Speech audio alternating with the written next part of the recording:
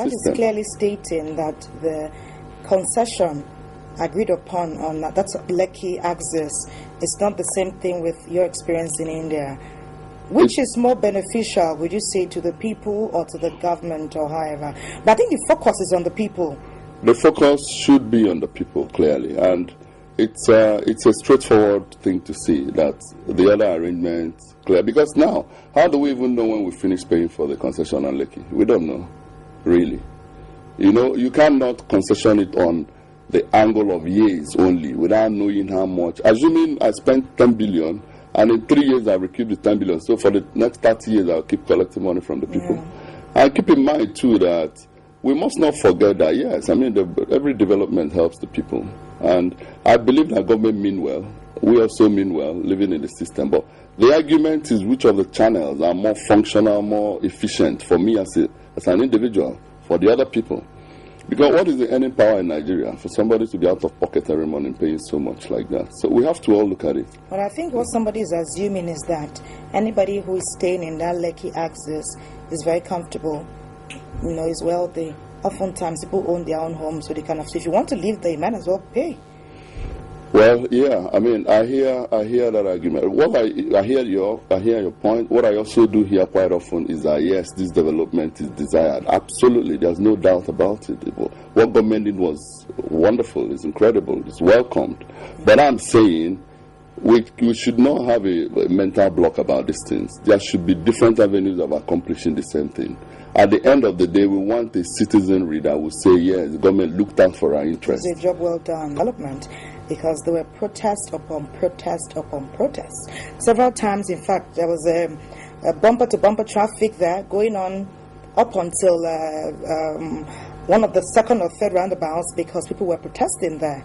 In fact, several times we thought our lives were in danger because we saw this mobile policeman and everything. We are very thankful that that has been brought to the barest minimum or has been taken care of. But I'm sure with what you are bringing to light, that there are better ways where the burden on the citizenry can be lessened, which government or companies can exploit. I'm sure there's no better time than now for people to take notice and explore those avenues, because at the end of the day, who are the roads for? The citizens. Absolutely. So if they have to sell the shirt on their backs to use those roads, then, you know, what is the gain for everyone at the end of the day? Is a win for somebody and is a major loss for the citizens. Yeah. When we hear that land belongs to the dead, the living, and the unborn, what exactly does that mean? Like, let's use this land, for example. We're in Victoria Island and the premises of the NTA at this time. But it's the living that is here. So, how will the dead come to benefit? How will those who are unborn come to benefit?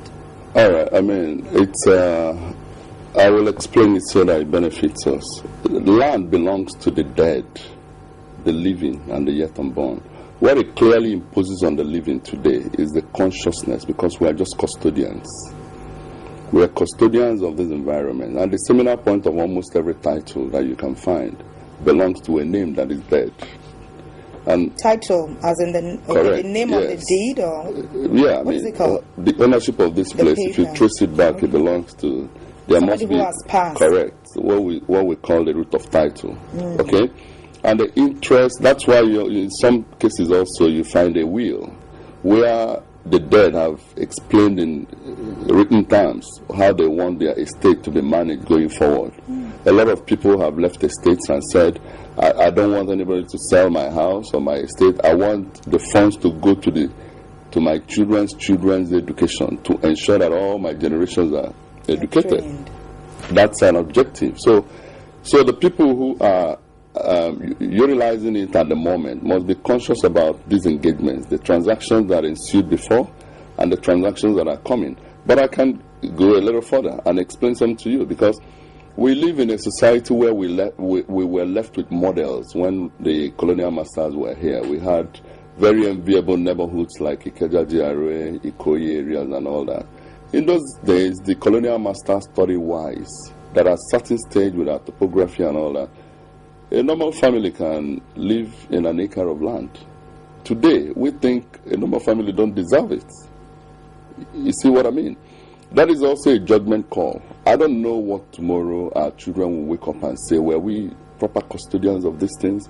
Did we fragment out our comfort and our rights and all that? So there's this consciousness, and which is why in government taking decisions and all that, they must be conscious of the people, because leadership is critical. And you must shop as much as you can to get enough information by people who know, who can advise, present templates that will survive you, survive the next generation in the administration of all these real estate.